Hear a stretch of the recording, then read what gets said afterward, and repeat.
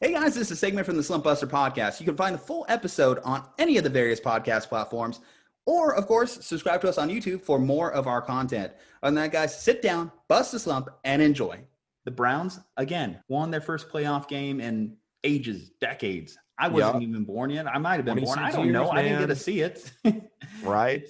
But will they get clapped? Because they are facing the Kansas City Chiefs. The Chiefs are a 10-point favorite. It is Andy Reid off the bye week. That is a steep favorite for a playoff game. Jeez. I think, again, they got the book on Kansas City, don't they? I think they're just giving Andy Reid, again, the benefit, giving the bump there. I mean, off of a bye. Patrick Mahomes, they gave him 2 weeks, though. That kind of concerns me. I've always been one of those guys with the rest versus rust argument. Exactly. I've leaned towards just play your starters towards the end, or at least a little bit. Some kind of integration, because I haven't really seen too many examples of teams resting their guys down the stretch, especially when they already have a bye week lined up and it working out, i.e. that one Colts team that went 14-2 could have went 16-0 if they wanted to. Right. I think if you're the Browns, obviously you want to keep things as simple as possible, keep it on the ground, keep the Chiefs offense at the bay. But the fact that the Chiefs could just be so explosive, if Andy Reid has the opportunity to scheme up the first 15 to 20 plays, and I know he's been thinking about it for the last 2 weeks.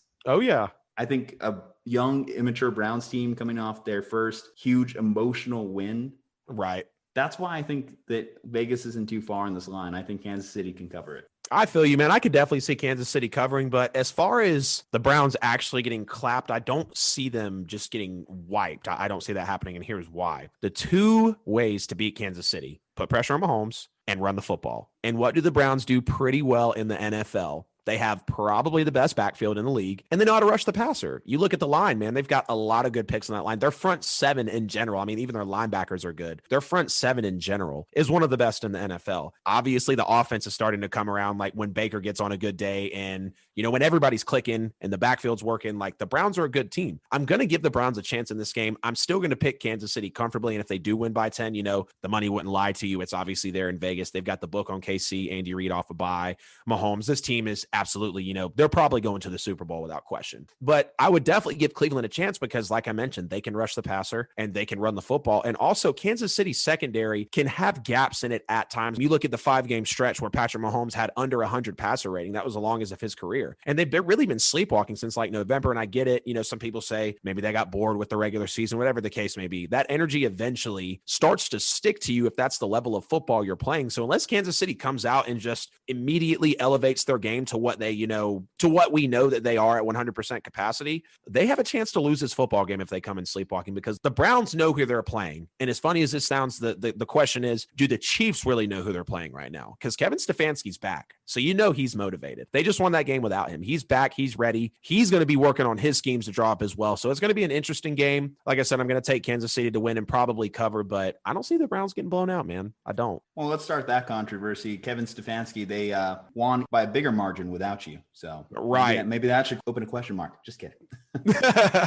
No. He's my coach of the year for sure. Stefanski's my coach of the year without question, man. You look what he did for Cleveland. That's huge. Again, this organization has just been so bad for so long. Right. When you win 11 games from 2000 to 2019, and then you come in and win 11 games in one season, that's a lot for your fan base to look forward to. Well, especially with the progressment or the advancement of Baker Mayfield. Well, you would just have to say one thing. What's the biggest change between this year's team and last year's team? The head coach. The coaching. That's why I specifically made it a point. Shout out to Brian Bolster for being on that episode with me. We chopped it up about Fields and Lawrence as well. Why coaching surpasses talent in the NFL. Look at the Steelers last year, bro. They lost their quarterback, wide receiver, and running back, and still were fighting for playoff contention. They still were. Like, look at the Browns. Freddie Kitchens was garbage, trash. And then they go and get Kevin Stefanski, the coordinator from Minnesota, and he's doing his thing, man. So Stefanski's definitely coach of the year. He's a good guy. And I mean, who knows what the Browns could be for the next few years? They're in that division to play. They know how to beat Pittsburgh now. So we'll see, man. It might be Pittsburgh, or, you know, it might be Cleveland over Pittsburgh here for the next few years. That's obviously a stretch because it's been one season for Cleveland, but the way he's turned that culture around and just made that team really believe that they cannot be the laughingstock of the NFL is absolutely remarkable. Okay, well, let's stay in the AFC then. Let's see who's going to be facing them on the other side of of the bracket. Who are we going to say? So we're sticking with Chiefs, right? Just to confirm. Yeah. Chiefs are winning that football game. Despite all the praise for the Browns, we're going Chiefs. Yeah. Chiefs are going to win that football game. Mahomes is too magical. It'll probably be, like my buddy Justin said, a guy I go live with on Thursdays. The Browns could really lead. They could really lead the first 3 quarters of that football game. All Mahomes needs is one drive. We've seen it. All he needs is one drive to make something happen, man. And that's where I believe that the coaching and the talent would truly separate right there. I'm going to say 35-21. I agree. I could see 35-21. I could see maybe a 35-31, but I agree with you, man. It could definitely be a comfortable win for Kansas City. Okay. Ravens, Bills. 2.5-point favorites are Buffalo. Ravens are coming in hot. Was this 5 straight wins, 6 straight wins that they're on? Yep. The Ravens are looking really good right now. They got a win that I felt like they were overdue. When it comes to that matchup against the Titans, I felt like they were due. Oh, yeah, they were due for one. Absolutely. And then as far as the Bills, I'm going to say this. I'm concerned about them after this one, the last game. Why I'm concerned is Josh Allen looked amazing, but he was improvising so much. And he had to. He got away with it because of his talent. He almost fumbled the game away. Let's not forget about that. That long third and forever was caused because he kept trying to make things work. You have a lead, dude. You can't go back. Run game. You can't go backwards, all that, and then at the very end fumble it. Against a team like the Ravens, I feel as though mistakes are going to be very costly, and that's why I'm going to say Ravens upset here. I'm totally agreeing with you, man. And I've thought about this game probably the most all week. I've definitely thought about this game more than I have between Breeze and Brady, man. Like, this game has really been weighing on me because you look in the Bills and Colts game, the Bills got outplayed, bro. Time of possession, sacks, yards. They got outplayed. You can go look at the numbers. There's no question about it. It's all over there for you. And you look at the Ravens, man, how they were able to hold Derrick Henry to 40 yards, a guy who ran for over 2,000 yards.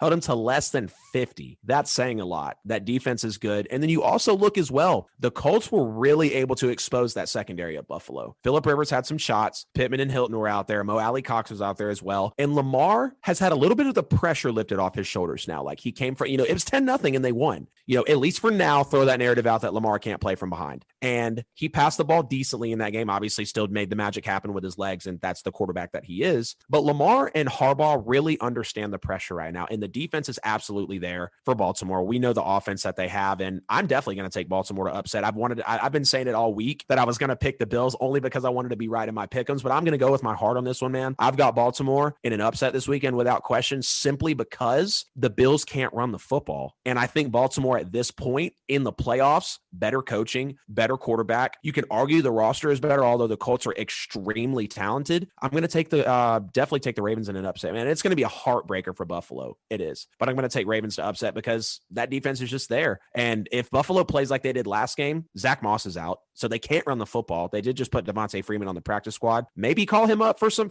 help on the run game. I don't know. But not running the football, that was Pittsburgh's problem. So I think it's going to be tough here, and I think Baltimore takes the game in an upset for sure. Oh, yeah. Everyone knows my favorite fan base is Bills Mafia. That's why it's going to be very disappointing to see a lot of heartbroken fans up north. Yeah, I think it's just going to come down to turnover ratio here. Exactly. I think when I watch that game again, just I could see Josh Allen like blinking first versus Lamar. And right. I like that. I mean, Lamar, if he does anything particularly well, and he does a lot very well, it's keep the ball in his team's hands. And right.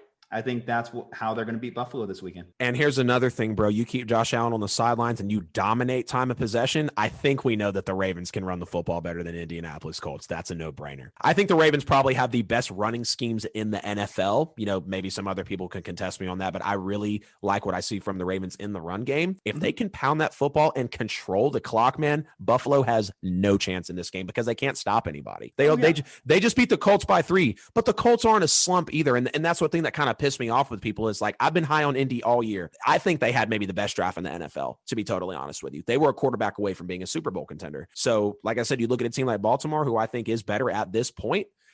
It's going to be tough, man. It's going to be tough, and I'm taking Baltimore with an upset for sure.